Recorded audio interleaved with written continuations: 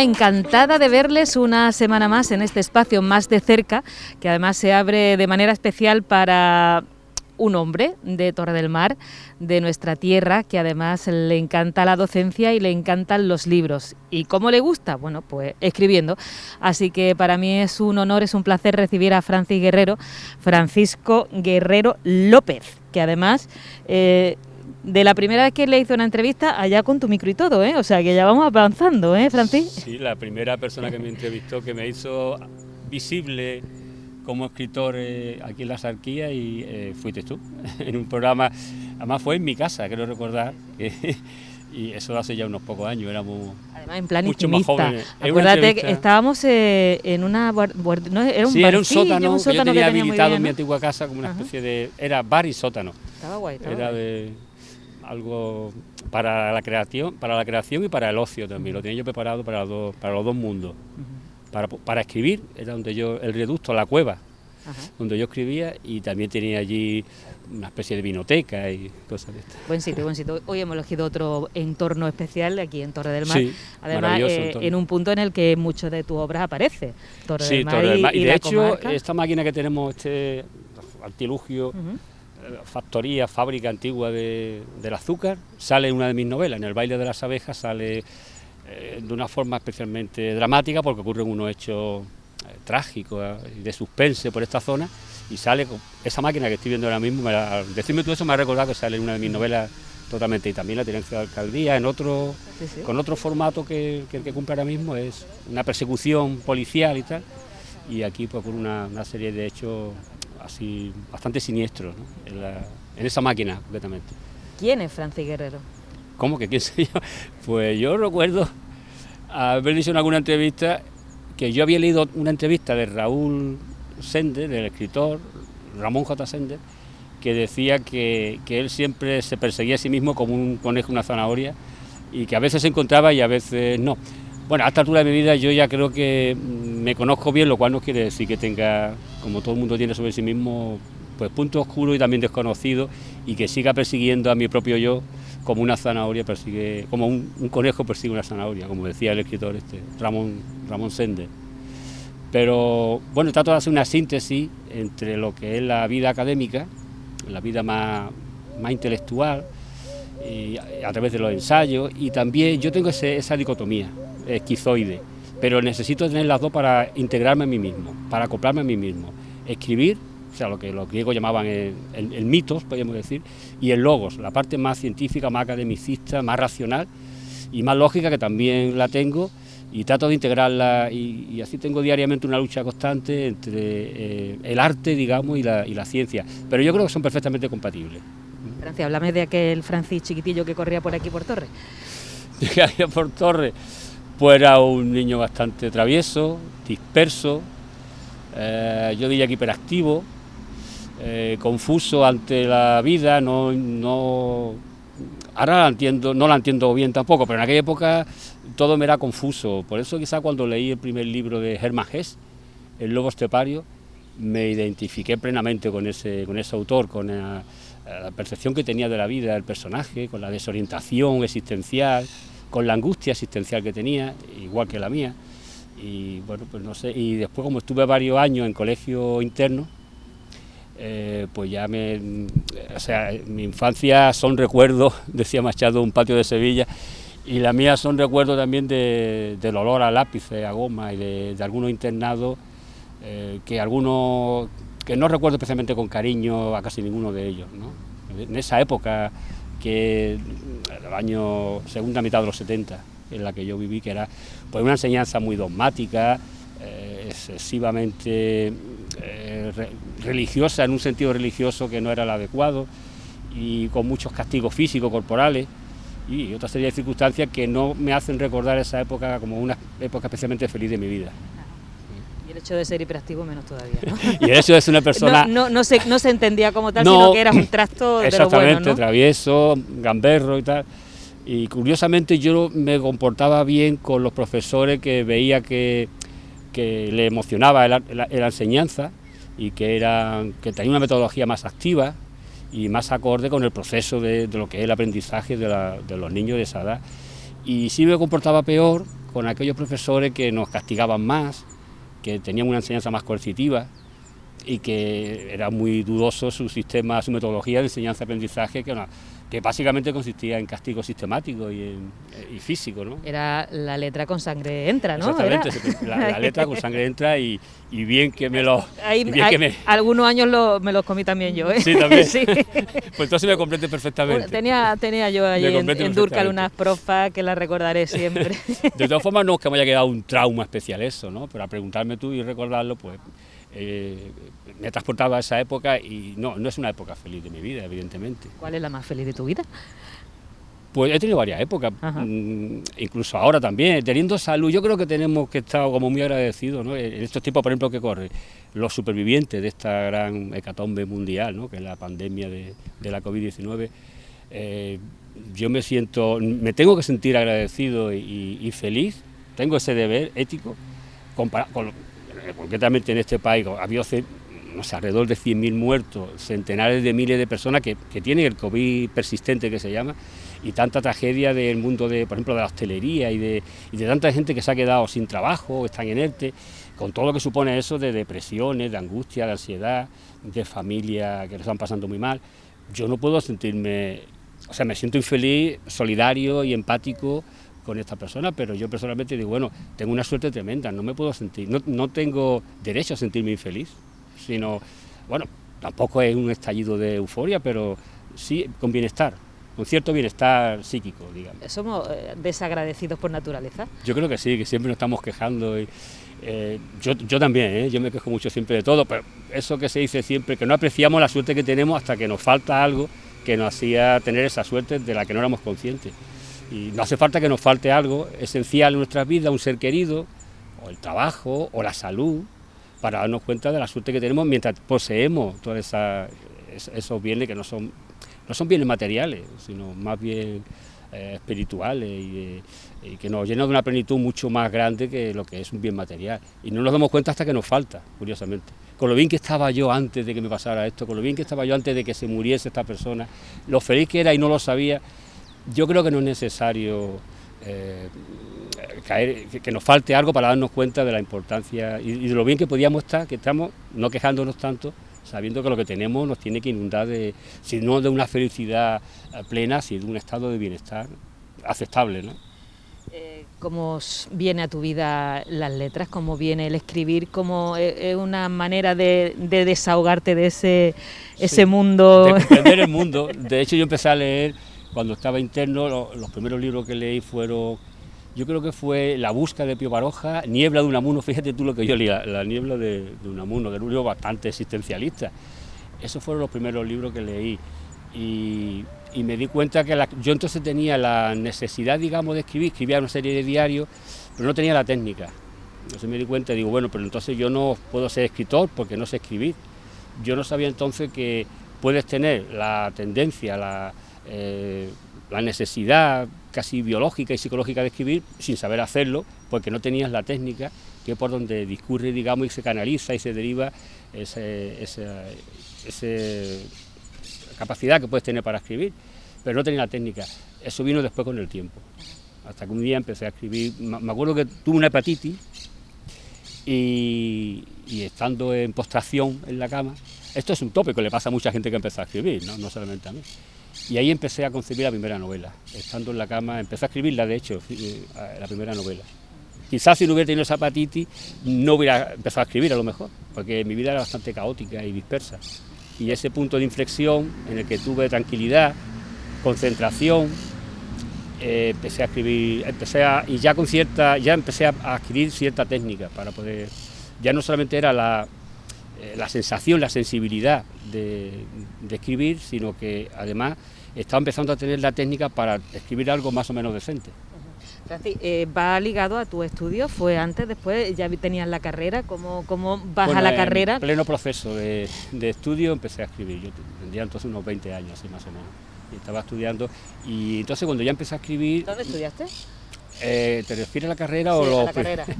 Pues en Málaga. En Málaga. Hice magisterio en Málaga, pedagogía, en Málaga, en la Universidad de Málaga, en la que al final me quedé trabajando hasta ahora, que llevo ya 35 años impartiendo clases. ¿Te gusta? me encanta, me apasiona dar clases. Decía Confucio que si tú encuentras un trabajo que te apasione, no estás trabajando. Yo no me siento que esté trabajando. Yo se lo digo a mis alumnos, digo, yo es que si yo pagaría por daros clases, y me dice mi alumno, pues darnos 5 eurillos a cada uno. Es que yo disfruto mucho, me apasiona dar clases. ¿Qué te aporta?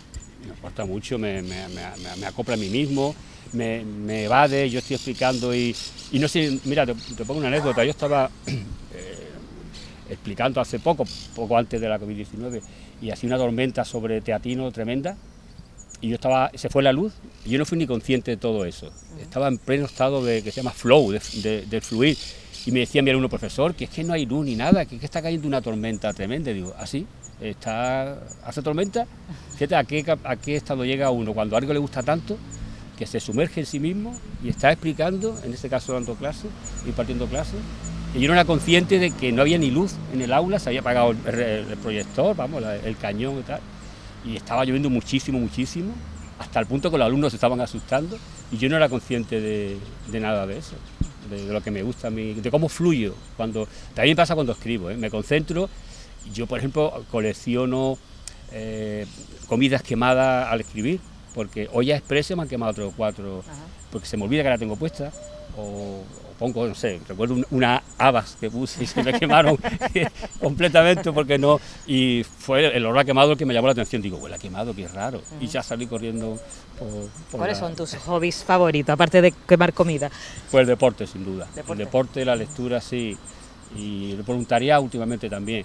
El deporte lo hago desde los 14 años, y yo empecé haciendo taekwondo, artes marciales, y siempre me han gustado las artes marciales, y lo sigo haciendo, casi a diario hago deporte. Tengo, precisamente lo leí en la novela Niebla de Unamuno, que fue quizá la primera novela que leí. Empieza la novela y dice Augusto, que no sabe por dónde va, que sigue un perro porque está desorientado en el vaho de la niebla asistencial en la cabita, y dice, y tenía un concepto deportivo de la asistencia. Recuerdo que decía esas palabras. Y yo tengo también un concepto deportivo de la asistencia, necesito hacer deporte. Y después descubrí que al hacer deporte intenso se generan beta-endorfina, que es un opiáceo endógeno natural que te hace sentirte mejor, ¿no? Sin necesidad de tomar otro tipo de sustancias que también la activan, pero que son después, paga un alto precio después por el alcohol, etcétera, etcétera, ¿no? Y con el deporte se consigue también ese estado de bienestar psíquico, ¿no? de optimización de las funciones cerebrales. Mente sana, cuerpo sano. Sí, exactamente, yo creo que sí. Y comida quemada, eso me ha encantado, me ha encantado. Sí. Qué bien. Qué a gustito estamos, ¿eh? Eso sí. Es muy bueno también. Tener sus paradas en el día y sí, ser conscientes de lo bien que estamos. Sí, lo que es la atención plena, el mindfulness, ¿no? Ser consciente de lo que tiene. Ya lo decía Horacio hace 2000 años, ¿no? Carpe diem. Esa poesía famosa que todo el mundo conoce, disfruta del día, disfruta el instante. Claro, lo que se lee menos es la parte segunda de esa poesía. Dice, disfruta el instante, disfruta el día, porque no sabe si mañana vas a estar vivo. Pues disfrutemos ese instante. ¿Llega a agobiarte a ti ese paso siguiente, sí, el de la muerte? El paso siguiente te refiere el miedo a la muerte. Sí, muchísimo. Yo soy además cronofóbico, le tengo pavor al paso del tiempo. O sea, el cumpleaños no te felicitamos, ¿no?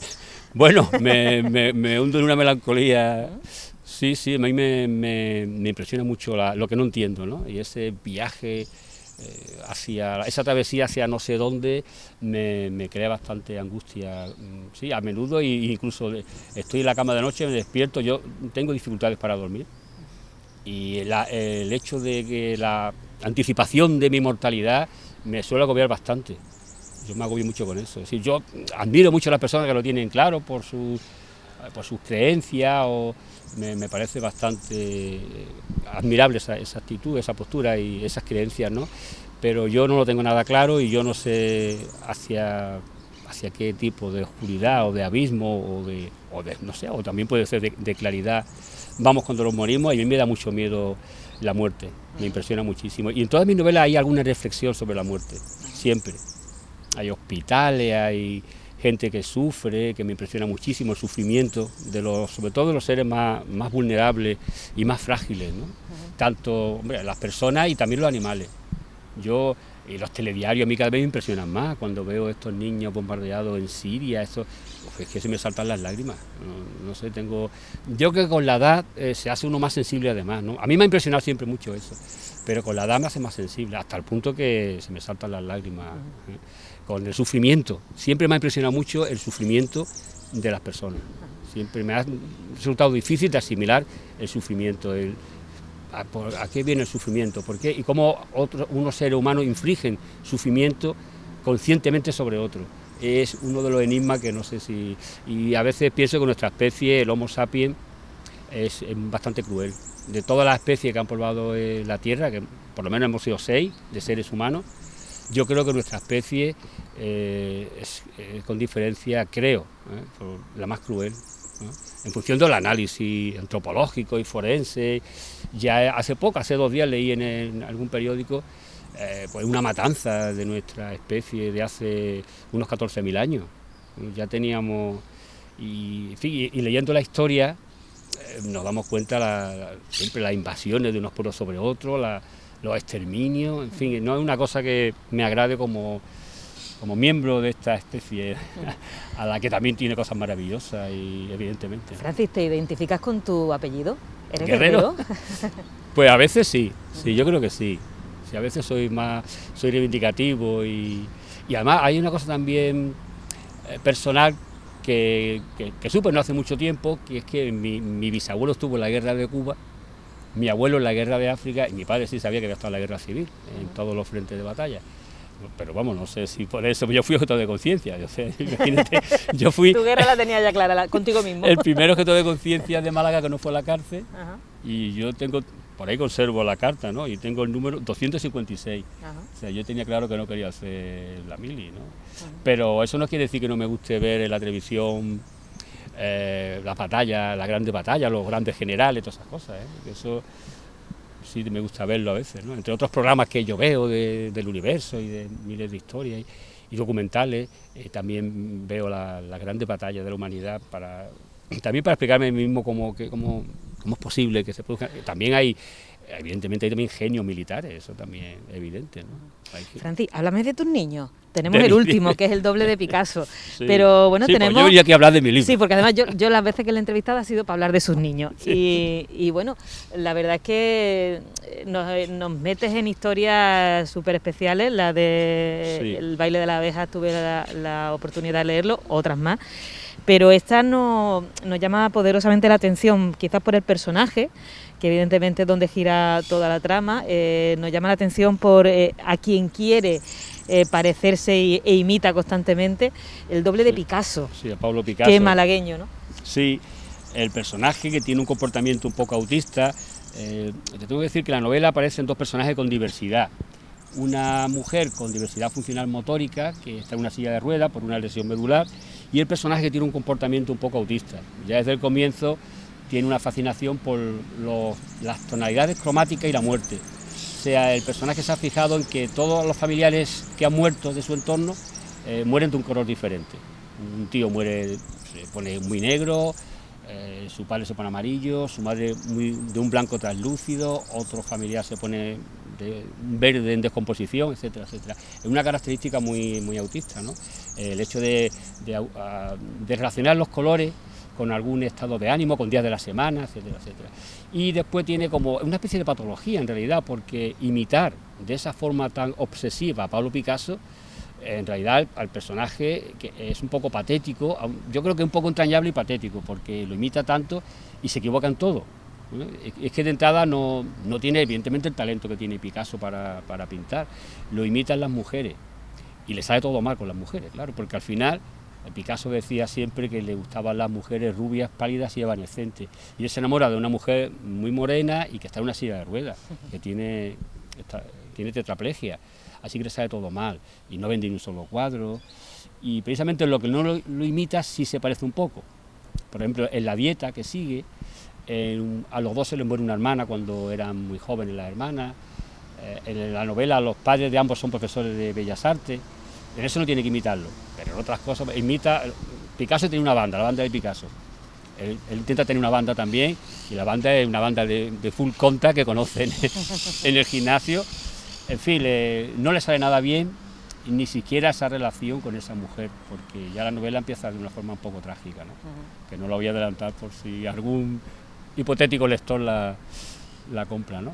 Nosotros lo que recomendamos es que indaguen, que bueno, que tenemos en la librería esos hijos de Francis Guerrero, que los disfruten, porque además tenemos un poco de todo. En cada libro, afortunadamente, tu imaginación se desborda y puedes tocar diferentes palos. Este es más relacionado con tu trabajo, la diversidad. Sí, hay otros más relacionados con la universidad, que es el puente de los alemanes. Pero bueno, este estaba más... Yo sí realmente... algún vínculo biográfico puedo tener con el protagonista, porque yo también empecé a estudiar Bellas Artes cuando era pequeño, y yo recuerdo una anécdota que aparece novelada en esta obra, que es que el personaje, la profesora le pone a pintar una oreja. Solo en aquella época se pintaba una oreja, una nariz, una mandíbula, y después se pintaba el rostro entero. Yo no salía de la oreja. Entonces, claro, eso me da ahí mucho juego literario, ¿no? La oreja, los niños se ríen de este niño que parece que le está hablando a la oreja, que escucha a través de ella, y toda esa historia, ¿no? Pero claro, yo creo que a la oreja alcancé la perfección, porque estuve un año pintando una oreja, hasta que ya me harté de la oreja y de Bellas Artes y de esta profesora. Más fácil escribir un libro, ¿no? Sí. No, yo es que empecé pintando, ¿no? No se me daba mal la pintura, pero lo dejé abandonar por completo, porque tenía que centrarme en algo. Sí. No, ¿para fogar o para matar gusanillo del recuerdo? No, hace unos 5 o 6 veranos volví a retocar un cuadro que había pintado, pero no he vuelto, y hacía 20 años que no hacía nada de eso, no es una cosa que requiere también mucho esfuerzo, de tener un estudio, tener una serie de... y no, me gusta más la intimidad y la soledad que me propicia más escribir que pintar o hacer a lo mejor algún tipo de guión cinematográfico, que también he hecho algunos cortometrajes y eso, pero eso requiere de un equipo importante de personas y mucha inversión también económica, y a mí me permite más, por mi tendencia, digamos, natural de la soledad también, eso me gusta más la escritura. Oye, ¿qué música le pondría a esta entrevista? ¿Qué música le pondría? Pues Schubert, porque hay una parte de la novela en la que el personaje escucha mucho a Schubert, entre Schubert y Led Zeppelin. Ah, vale, esa es tu tendencia también musical, ¿no? Bueno, me gusta la música clásica y el rock, y también los cantautores, me gusta toda la música buena. Muy bien. Pero en la novela el personaje, por una serie de razones, y hay un capítulo que se llama Las noches de Schubert, que sí. No. Francis, si el Francis y aquel trasto estuviera aquí sentado ahora mismo, ¿qué crees que estaría pensando de ti? Yo no sé si hubiera habido empatía o... ese Francis, si ve al otro Francis, ese desdoblamiento, no se lo creería, creo yo, ¿eh? Te miraría con ojos extraños. Yo creo que sí. ¿Eso ha hecho con mi vida? Exactamente. Este hombre que odiaba la escuela, es profesor de universidad. Sorprendido. Este hombre que realmente no era muy óptimo ni competente en ninguna área curricular del colegio, ha escrito una serie de libros, de ensayos, etcétera. No me lo creería, ¿no? Realmente no me lo creería. Y tu niño interior lo tienes bien ahora, ¿no? Sí, lo tengo ya asumido todo. Asumido. Eso, sí. Francis, el tiempo se nos acaba. Muchísimas gracias por haber compartido este más de cerca, por haber abierto un poquito más de esas páginas que no están en los libros. Recomendarles la lectura, evidentemente siempre, pero especialmente pues con Francis Guerrero, que seguro que prepara ya su siguiente novela, sí, su siguiente terminando trabajo. Espero terminarla en un mes así. ¿Y de qué va? Es del siglo XVII, una novela histórica, y bueno, yo creo que es una especie de drama, pero está basada en una leyenda real, en una leyenda real, una leyenda que se comenta que fue real, ¿no? En Málaga. Ya, es que decía Ernest Hemingway, dice, si hablas de tu novela antes de terminarla, le estás robando el alma. Nada, nosotros ponemos puntos suspensivos. A mi novela. Pero nos da pie a otra entrevista, ¿de acuerdo, Francis? Muchas gracias. Muchísimas gracias por haber estado aquí. Y a todos ustedes, pues darles las gracias por habernos acompañado una semana más en Más de Cerca. Ya ven, gente que tenemos a nuestro lado, que podemos conocerla de forma diferente y sobre todo con ese otro acento en el Más de Cerca. Gracias, hasta la próxima semana.